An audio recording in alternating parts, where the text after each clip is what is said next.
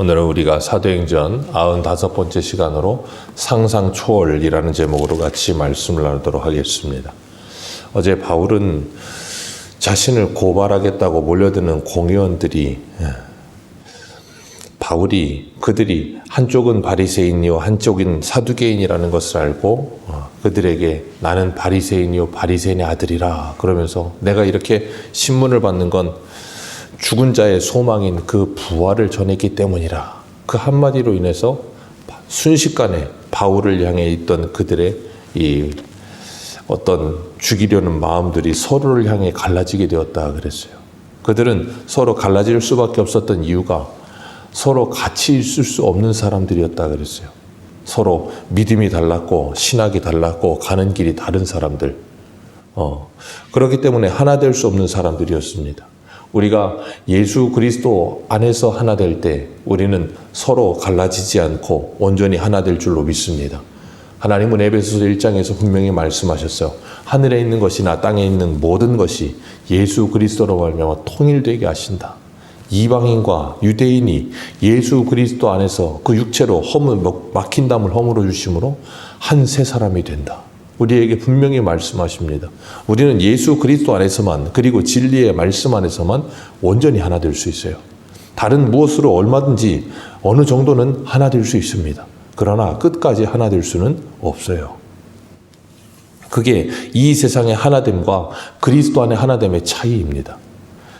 그들은 서로 나뉘어서 싸우고 있는데 10절을 보면 우리 어제 봤던 10절을 보면 천부장이 보기에도 바울이 위급한 상황이 온 거예요. 10절에 보니까 그들이 서로 바울을 끌어당기다가 찢겨질까 하여 그랬어요. 얼마나 바울을 가지고 서로 아웅다웅하면서 끌어당겼는지 천부장 보기에도 바울이 찢어질까 봐 걱정이 된다 그러면서 로마 군인을 시켜가지고 바울을 데리고 영내로 들어가라는 거예요. 그리고 그 밤중에 하나님께서 바울 곁에 서서 그를 위로하시면서 담대하라. 예루살렘에서 내가 이것을 증언한 것처럼 로마에서도 하나님의 일을 증언해야 될 것이다 라고 말씀하여 주셨습니다. 그리고 날이 샜어요. 그 밤중에 유대인들이 모여가지고 서로 작당 모의를 하는 겁니다. 그 밤중에 그냥 잠을 자야 되는데 잠을 안 자고 모여가지고 서로 회의를 하고 작당 모의하면서 한 회의의 결과가 이겁니다. 바울 죽이겠다. 그리고 바울을 죽이기 전에는 먹지도 않고 마시지도 않겠다는 사람이 40명이 넘었다는 거예요. 유대인입니다. 하나님을 믿는 사람들. 그런데 밤이 새도록 서로 의견을 나누고 회의한 게 사람 죽이겠다는 거예요. 스스로 하나님을 잘 믿는다고 말을 하면서 사람을 죽입니다.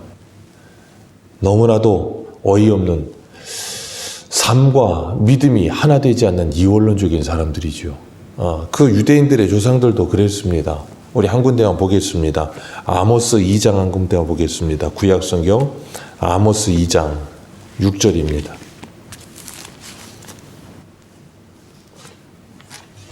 아모스 2장 6절.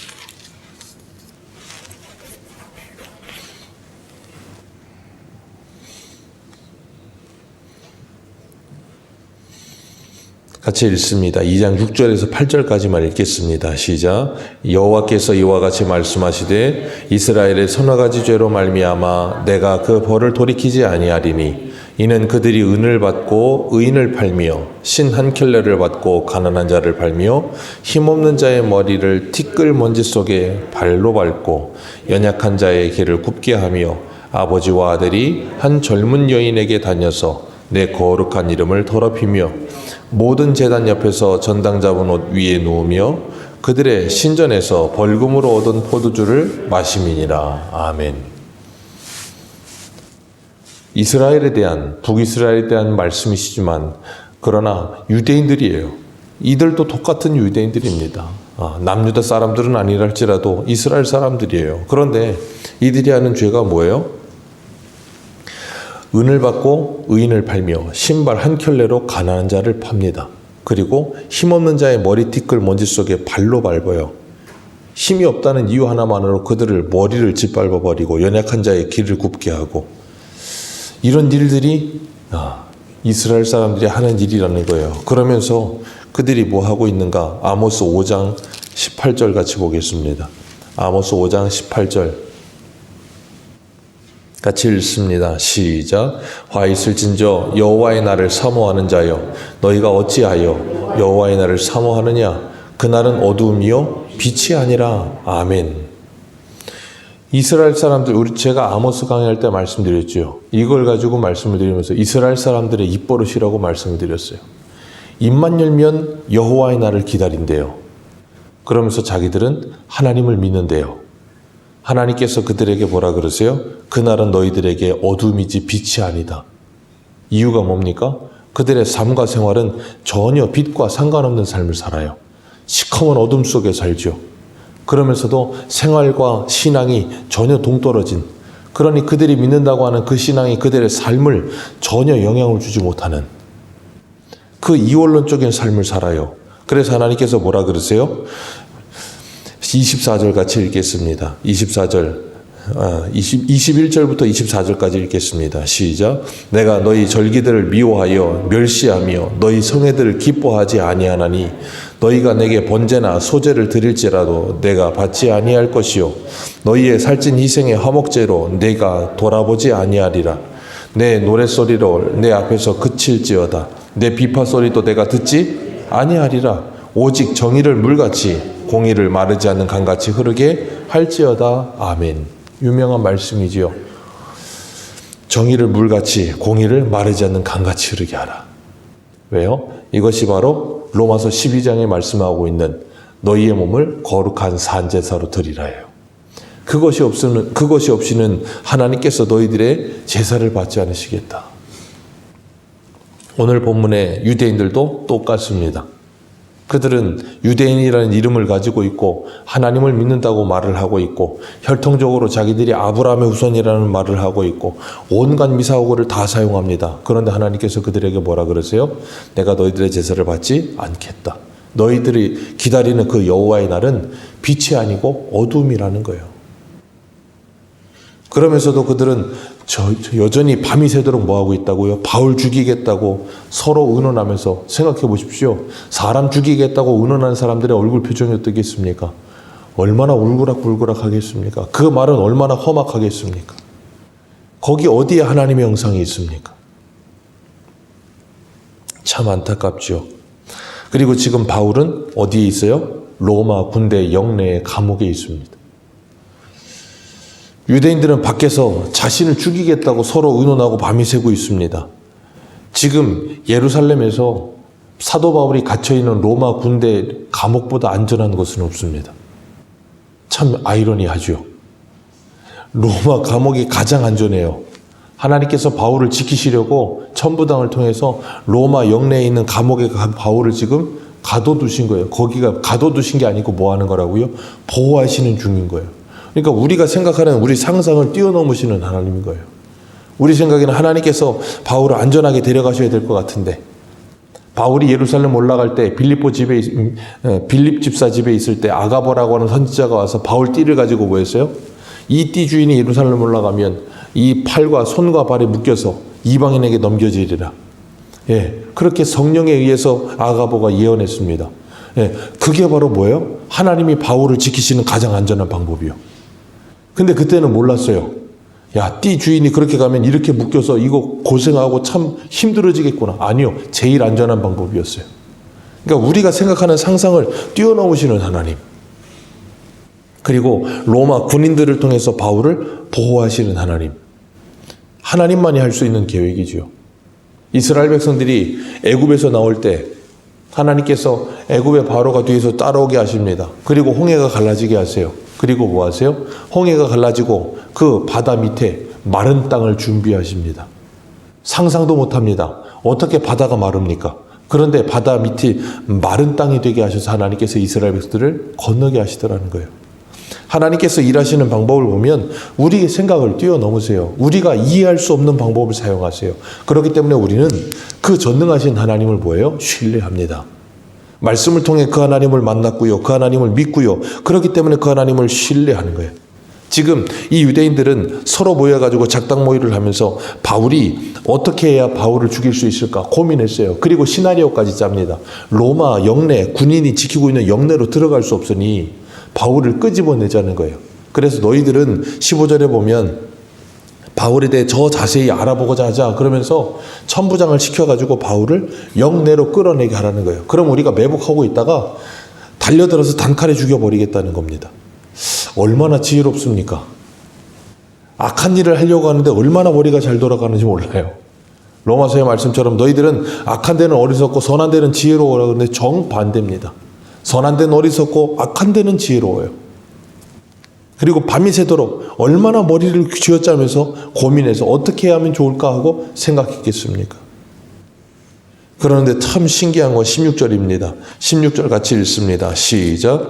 바울의 생질이 그들의 매복하여 있다 함을 듣고 와서 영내에 들어가 바울에게 알린지라. 바울의 생질 족합니다. 참 하나님의 일하심을 보면 참 대단해요. 이 사람들이 이렇게 모여가지고 작당 모의합니다. 그런데 이 사람들이 이런 일을 할 때 누구에게 소문이 퍼질까봐 몰래 숨어서 하지 않았겠습니까? 그런데 때마침 바울의 조카가 그 말을 들어요. 어떻게 바울의 조카가 그 말을 듣습니까? 하나님의 기가 막힌 타이밍이고 하나님의 섭리하심이 아니면 불가능한 일이지요. 우리말에도 그런 말 있잖아요. 반말은 쥐가 듣고 낱말은 새가 듣는다고. 비밀이 없습니다. 바울의 생질이 들어요. 그리고 바울의 생질이 와서 영내에 갇혀있는 바울에게 그 소식을 다 전달합니다. 그리고 그들이 이 여차여차해서 이렇게 될 것이다 라고 말을 해요. 이사야에 보면 이사야 14장 24절에 이런 말씀하세요. 만군의 여호와께서 맹세하여 이르시되 내가 생각하는 것이 반드시 되며 내가 경영하는 것을 반드시 이루리라. 하나님의 생각과 하나님의 경영이 반드시 섭니다. 하나님의 계획만이 섭니다. 어떤 누구의 계획도 하나님의 계획을 이길 수 없습니다. 이들이 밤이 새도록 고민을 하고 머리를 싸매서 만들어낸 최고의 계획이랄지라도 하나님의 계획이 아니면 안 되는 거예요. 그래서 시편 2편에 보면 이렇게 말씀하시지요. 시편 2편 2절 세상의 군왕들이 나서며 관원들이 서로 꾀하여 여호와와 그의 기름 부음 받은 자를 대적하며 우리가 그들의 맨 것을 끊고 그의 결박을 벗어버리자 하는도다. 하늘에 계신 이가 웃으시며 주께서 그들을 비웃으시리로다. 아멘. 서로 모여서 하나님과 기름 부음 받은 자를 우리가 끊어버리고 우리가 결박을 벗어버리자. 하나님 위에서 지켜보신다는 거예요. 하나님이 다 지켜보고 있다는 겁니다. 그런 말 있잖아요. 뛰는 놈 위에 나는 놈이 있다고. 아무리 뛰어봐야 하나님 손바닥이고 하나님이 위에서 지켜보고 계세요. 그리고 베드로는 그걸 이렇게 해석합니다. 사도행전 4장 26절 한번 가보겠습니다. 사도행전 4장 26절. 사도행전 4장 26절입니다.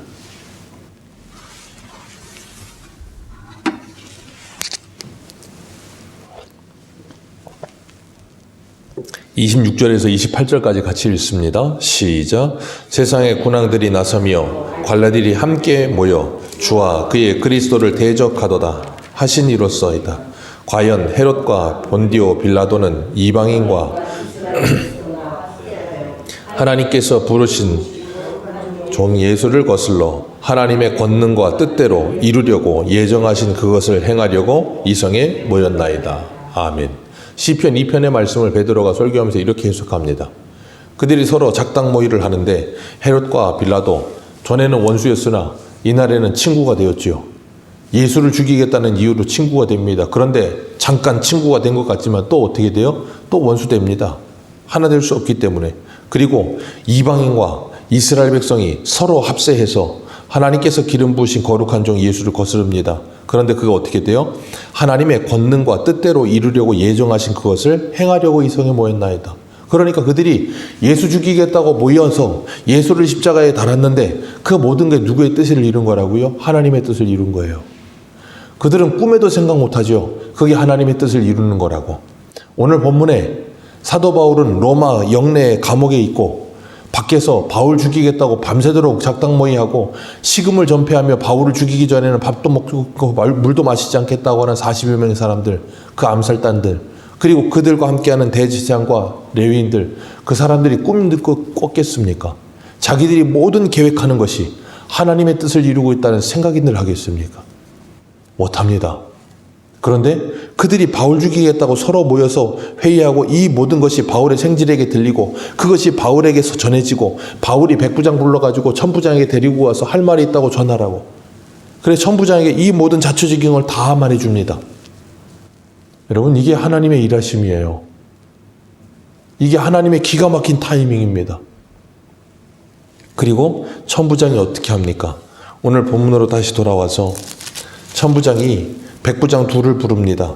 그리고 그들에게 23절 같이 한번 읽겠습니다. 23절, 24절 두 절입니다. 시작. 백부장 둘을 불러 이르되 밤 제3시에 가이사랴까지 갈 보병 200명과 기병 70명과 창병 200명을 준비하라 하고 또 바울을 태워 총독 벨릭스에게로 무사히 보내기 위하여 짐승을 준비하라 명하며. 아멘. 거의 VIP 의전이에요. 바울 한 사람 가이사랴 총독에게 벨릭스 총독에게 데려가기 위해서 470명을 부릅니다. 천부장은 보통 그 휘하에 1000명의 군사를 거느리고 있고 백부장은 휘하에 100명의 군사를 거느리고 있다고 해서 천부장, 백부장이거든요. 그러면 470명을 준비시켜서 바울을 호송한다는 건 천부장이 데리고 있는 자기 휘하에 있는 군인 거의 50%를 준비시키는 거예요. 바울 한 사람을 보내기 위해서 자기가 거느리고 있는 군사 50%를 준비시키고 거기에 바울이 걸어가는 것도 아니고 바울을 발에 먼지 묻을까 봐 탈 짐승까지 준비를 시켜서 호송시킵니다. 그것도 언제요? 밤 3시경에 한밤중에 비밀리에 누구도 모르게. 참 하나님의 일하심을 보면 너무나도 신비로워요. 바울을 가장 안전하게 지키게 하시기 위해서 하나님께서 이렇게 만들어 가시더라는 거예요. 그리고 천부장이 그 벨릭스에게 편지를 씁니다. 편지를 쓰면서 뭐라 그러냐면 이제 조금 MSG를 치는 거예요. 오늘날로 말하면. 이제 거짓말을 좀 섞죠. 27절 보면 이 사람 유대인들에게 몰매 맞아 죽을 뻔한 걸 내가 로마 사람이라는 소식을 듣고 얼른 가서 구했다고. 언제 로마 사람이라는 거 압니까? 구해갖고 와서 왜 그런지 모르니까 가죽띠 묶어가지고 때리라 그럴 때 바울이 나 로마 사람이라고 하니까 그제야 알았어요. 그리고 겁나가지고 자기는 로마 시민권 돈 주고 샀는데 날 때부터 로마 시민권이라니까 겁나가지고 잘못하면 자기 목 달아날 것 같으니까 알랑방구 끼다가 이제는 뭐합니까? 벨릭스에게 이제 편지를 보내면서 내가 이 사람 위에서 이렇게 한 거라고 쓱 이제 자기를 포장합니다. 참 사람은 그래요. 항상 자기 위주로 인생이 돌아가지 절대 남 위주로 돌아가지 않습니다. 그래서 어떻게 해서든 자기를 보호하고 자기를 지키기 위해서 거짓말을 섞어가면서 이렇게 편지를 보내요. 그리고 고발하는 것이 율법의 문제 외에는 아무것도 죽일 만한 일이나 어떤 문제가 없더라는 거예요. 그래서 내가 지금 이 사람을 당신에게 보내고 고발하는 사람들도 당신에게 가라고 했다고. 아주 친절하게 편지를 써보냅니다. 이 모든 과정을 통해서 하나님이 지금 누구를 보호하고 계세요? 바울을 보호하십니다. 그리고 어디로 데리고 가시고 계세요? 로마로 데려가고 계세요. 언제요? 그 새벽 밤 3시경에. 왜요? 바울 죽이겠다고 작당 모의하는 그 사람들 때문에. 그러지 않았다면 천부장이 이렇게까지 많은 사람을 군사를 동원해서 그 밤중에 바울을 데리고 가겠습니까? 아니요. 근데 그들은 몰랐어요. 그것이 하나님의 뜻을 더 빨리 이루는 길이라는 걸 몰랐어요. 어떻게 알겠습니까? 자기들 이 어떤 계획을 이루기 위해서 하는 일이었지 하나님이 그 일을 통해 하나님이 하실 거라고 생각도 못 하는 거예요. 그러니까 하나님은 우리의 상상을 초월하십니다. 우리가 아무리 계산을 해도 하나님은 위에서 지켜보고 계세요. 그렇기 때문에 우리가 하나님 앞에서 꾀를 낼 필요가 없어요. 모든 것이 하나님의 뜻대로 되어질 겁니다. 그렇기 때문에 우리가 해야 될 일은 뭐냐면 예수님이 겟세마네 동산에서 기도하신 것처럼 나의 뜻대로 마옵시고 아버지의 뜻대로 하옵소서. 그리고 주님께 맡기는 거예요. 그게 가장 편합니다. 사도 바울이 지금 그거 하고 있는 거예요. 하나님이 하시는 대로 그냥 가는 거예요. 하나님께서 바울에게 로마를 꿈꾸게 하셨고 바울은 그 로마를 향해 가기 위해 예루살렘으로 가고 하나님은 예루살렘에서 로마로 바울을 데리고 가시고 그리고 바울에게 곁에 서서 말씀하셨던 것처럼 로마에서도 그 복음을 전하게 하기 위해서 이 모든 일을 준비하고 계셨어요. 그 하나님은 오늘도 우리와 함께 하시면서 하나님의 길을 예비하고 계시는 줄 믿으시길 바랍니다. 그것이 하나님의 섭리입니다. 섭리라는 단어, 프라비던스라는 단어가 프로 비디오라는 단어가 합성어된 거예요. 프로가 앞에, 비디오 보다예요. 먼저 가시면서 보시는 거예요. 하나님께서 광야에서 40년 동안 이스라엘 백성 데리고 가실 때 먼저 가시죠. 먼저 가셔서 준비하시고 그들이 거할 곳을 다 예비하십니다. 그 하나님은 오늘도 우리보다 먼저 가시는 줄 믿으시길 바랍니다. 그리고 먼저 가셔서 준비하시는데 우리의 생각으로 도무지 이해가 되지 않을 수 있어요. 왜 이렇게 하실까? 이해 안 될 수 있습니다.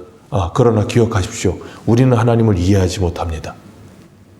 IQ 겨우 3자리 되고 아니면 2자리 되고 높아봐야 150 이상 넘지는 못하는 우리가 어떻게 전능하신 하나님을 이해합니까?